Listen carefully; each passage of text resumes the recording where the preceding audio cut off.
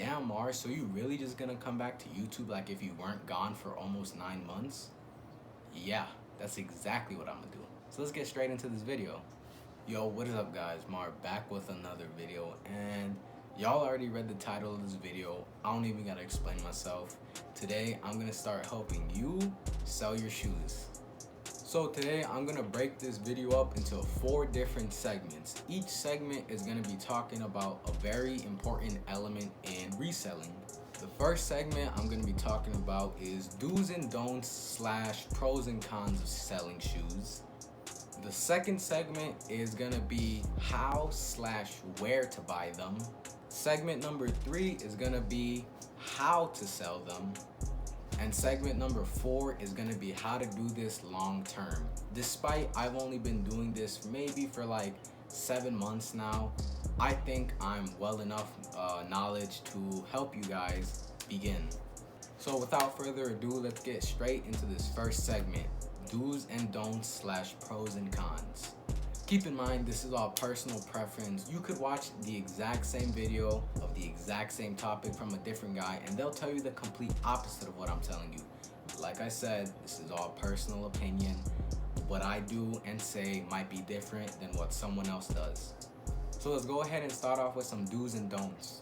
Starting off with our first do, always ask for hella pictures. Especially if you're gonna order them online, like through Goat or something. Like if you're gonna get them shipped to you, always ask for many pictures, because if you're not there to see them physically, they might try to scam you and try to take a picture where an angle where like a crease doesn't show or a scuff doesn't show. That's why you always gotta ask for pictures. Some people might think to themselves, oh, I don't want to annoy the seller, I don't want to bother the seller. Trust me, sellers are doing the exact same thing when they're buying shoes. They're asking for many different pictures of different angles. It's nothing bad that you shouldn't ask for. Always ask for different pictures. Another do is always attempt to negotiate, but there is one exception to this. If the listing or the post, they say firm on price, do not send a offer to that seller, because they will ignore you, they will laugh at you, they won't even answer you. But if they say OBO stands for or best offer, then go ahead, shoot an offer. Always try to negotiate. I always try to get the best prices on shoes, and you should too. My next do is always keep looking. I know you will find a pair of shoes that you'll be like, holy shit, only $150 for these? I have to buy them right away. No, definitely do not do that. You could always send an offer, or you could always save it to come back to it later, but never off the bat straight up buy a shoe without asking questions, without asking for more pictures, without attempting to negotiate. It's the same thing for kinda everything else in the world. You don't want to just go off the bat and buy the first thing you see. You always want to keep an open mind. You always want to keep looking for different shoes. So that's what I do. I don't always just buy it unless it's an absolute steal. Starting off with the first don't of our video, please do not lowball. Mar, I thought you just told us to always negotiate. I thought we're supposed to send offers to the guy. There is a big difference between offering and lowballing. Offering. The guy has the shoes listed at 200. You text them saying, hey, would you do 180? That's an offer. A lowball, the guy has the shoes listed at 200. You text them, hey, would you do 80? Like, come on, bro. Another don't is don't be disrespectful to the seller, because there has been several times, and I'm exaggerating, it was only maybe like 3 times that it's happened to me, where some guy was being so disrespectful, talking like if I was his homie, talking like if I knew him. And I would straight up tell them, hey, don't come for them. I'm not gonna sell them to you. And I would straight up cancel on the guy because I don't want to sell it to him. Another don't is don't scam or rob someone. This goes both ways, because there could be a buyer that scams or robs a seller, or there could be a seller that scams or robs a buyer. If you two mutually agree to meet somewhere, come on, man, don't rob them. It's personally never happened to me, but I've heard several times where people agree to meet up somewhere and the guy pulls out like a gun or something. It's actually really common. So I would always advise you to be careful. Always try to meet at a public place or something. Now I'm gonna get into some pros and cons. Pro: shoe selling, and if you're into the reselling game, the income is very good. You could flip some shoes for $60 profit, $80 profit, who knows, even $100 profit. The pay is very good, but the con is it's very inconsistent. Well, that's not if you already have a large inventory of shoes. This video is primarily directed at beginning sellers, people that are just beginning, or people that haven't even begun but want to begin in the future. Like, for example, me, when I was first starting off, I think I maybe went like 3 weeks with no selling, nothing sold. I didn't sell a single pair of shoes. And that's what I mean by it could be inconsistent. I really went 3 weeks without buying or selling anything because I had bricks. I couldn't sell them, I couldn't flip them. But the pro does come back, because after those 2 weeks, not to flex or anything, but I made, I think it was $460 in 1 day. So that's what I mean by the pro is it's good income, con is inconsistent if you're small. Another pro is if you seriously want to start selling shoes, you're gonna be looking hard for them, and you are gonna be finding amazing prices, steal prices, good deals on multiple shoes. The prices are really good, especially if you look hard for them. You will find good pairs of shoes for steal prices, but that's where the con comes in. There is always the chance that the shoes you buy can be fake or UA. UA stands for unauthorized authentic. If you want to read more about it, you could always just Google it, find out what it means. I don't really want to explain it because that's just going to be promoting fakes, and I'm not about that. I would never promote fakes. I would never recommend you to buy fakes, so I'm not even going to discuss that. Last pro on my list is as you start, searching for shoes, as you start seeing what shoes are being sold for higher value, you will gain some sneaker knowledge, and that's definitely a pro. There's nothing wrong with, learning more about sneakers, finding out how much a shoe is worth, finding out the history behind the shoe even. And the con is nothing. There's absolutely nothing wrong with, learning about sneakers, finding out which sneakers are hot, which sneakers are bricks, what shoes will sell, which shoes won't sell. There's nothing wrong with that, so there really is no con. So this next segment is really gonna be talking about where to buy them. So the top 3 places that I would recommend you to start searching for shoes is OfferUp, Facebook Market, and your local sneaker shops, because based on where you're from, I'm pretty sure you can find a small sneaker shop that sells sneakers. You could always go and visit and see what they have. Me, I personally would not recommend buying online unless the shoe is for you. If the shoe is for you, then by all means go ahead. But if you're gonna be buying the shoe just to resell it, I would always recommend in-person, meetups through like OfferUp. That way I could get, a full look at the shoe. I could always see it in person, and there I will be able to judge myself if I do want them or not. And there's also no shipping fees. So let's say the shoe is for 110, shipping would be like 112 total. So, you could completely avoid that, take that out of the picture. No shipping fees at all. Now, if you're gonna be meeting up for the shoes, I would always recommend meeting somewhere public, like, a McDonald's, a Starbucks, maybe even a bank, maybe even a police station if you're really that worried. But you could always just meet them at your house. But if you do, I would always recommend having someone with you. Like me personally, I'm from Chicago, I'm just a little bit worried. So if they ever come to my house, I always make sure to have someone with me, someone there to, just to be careful. There's nothing wrong with being careful. These would be my tips to you if you're gonna be buying some shoes. As long as they say OVO, make sure you don't do this if the listing says firm. I usually try to throw them an offer $40 off. And a good tip to know if you're gonna get the shoe is if they hit you back with $20 off. So let's say the shoe is $200. I would offer them like 160 picked up. If they offer 180, I always try to be like, oh, would you do 170? Because most of the times, if they offer you $20 off, most of the times they really want to sell the shoe. So you'll be able to negotiate the price down.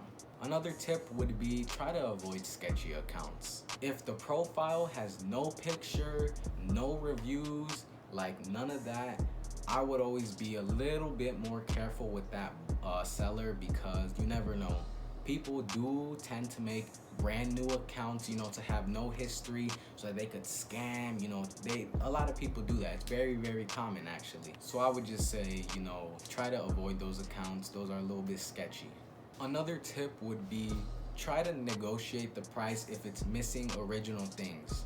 For example, if the shoes you're about to buy are missing the box, shoelaces, maybe even the insoles, you should always shoot the buyer a message saying something like, hey, these shoes have no box, that really does lower value. Would you do $10 off? And you could do that with anything. The box, the shoelaces, the insoles, basically anything that's not included with the original shoe, you should always try to get a discount if it's missing OG things. Our third segment of the video is going to be talking about how to sell the shoes.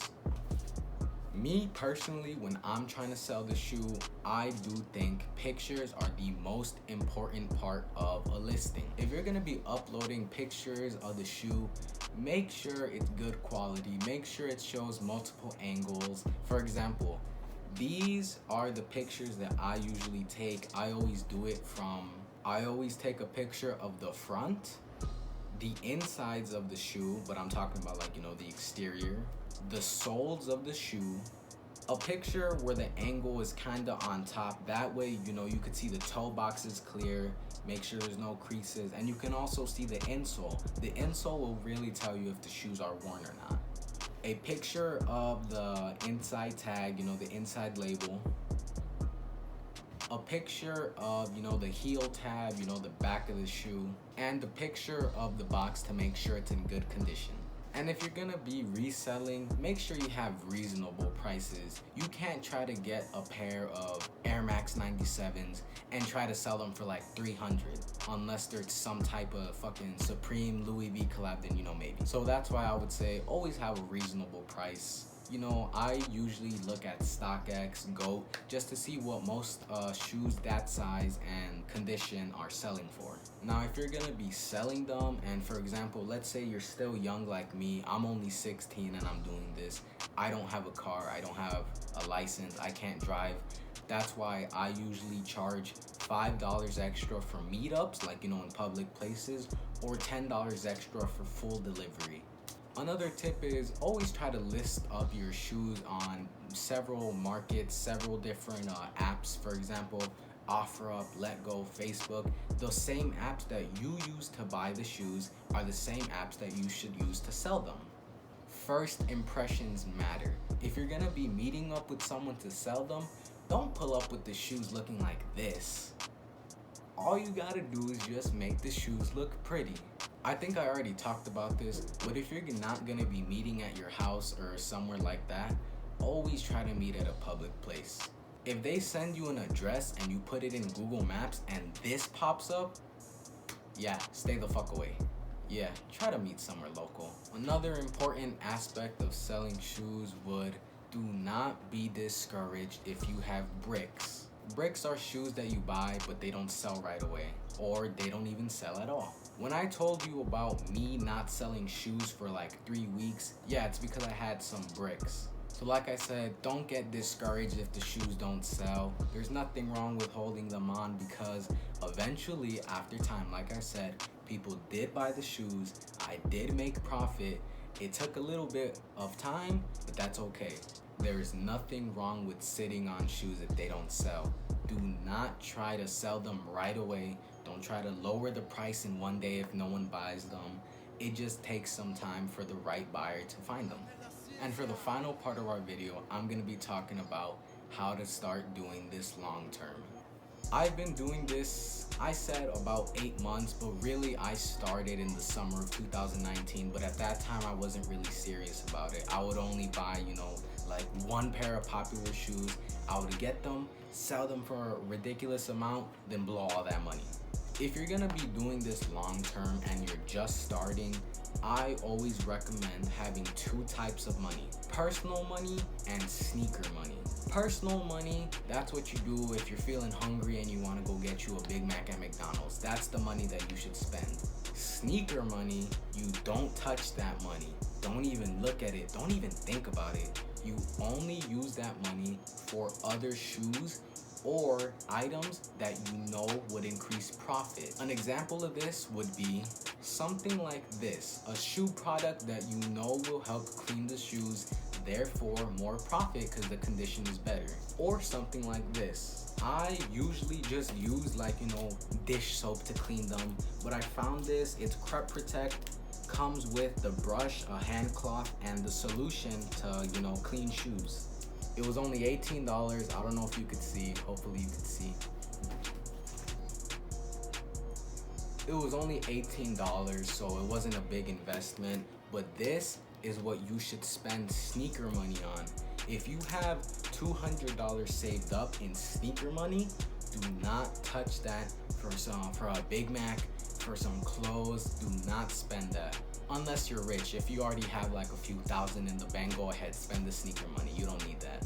But I would tell people that are beginning to save the money that they make off of shoes, because like I said, I began selling in 2019, but I would sell a pair of shoes for this amount, then blow it all in a week on some clothes, on fucking 2K VC, all that dumb stuff. So if you really, really want to do this long term, I would always say keep sneaker money away from personal money. Now I think I'm gonna wrap this video up with saying it's really not that hard to start selling shoes. If you're really dedicated and if you really want to do it, I know anyone can do it. If I could do it, you could do it. Really, you just need one good pair of shoes, maybe even from your personal collection. That's how I started. I started selling my personal shoes. I sold maybe about 3 because they were all used before I made enough to buy one good shoe. Now with that being said, if you watched all the way to the end of the video, thank you. I really do appreciate it, especially because I don't make sneaker videos. You guys know this. I'm a commentary channel. Most people aren't even gonna watch through this, so if you do, I really do appreciate you. If you're interested in this sneaker stuff, this reselling stuff, make sure to subscribe and hit that notification button, because I am gonna start rolling out a bunch more videos about sneaker related topics. So with all that being said, thank you guys for watching. Make sure to subscribe. Thank you guys for 600 subscribers. I don't think I even said that at the beginning of this video, but thank you guys. It's so crazy to me, the fact that even though I'm gone for so long, that my channel continues to grow. So anyone that subscribed, thank you. I really do appreciate you. With 600 subscribers, y'all just know what that means. We are on the road to 1,000. I never thought I would say that. Every day we are getting closer to 1,000. And I say we because I couldn't have done this alone. Thank you guys to everyone that has showed support, has subscribed, liked my videos, or even put down a comment. Thank you guys. That shit really does mean a lot. So see you guys in the next video. Peace.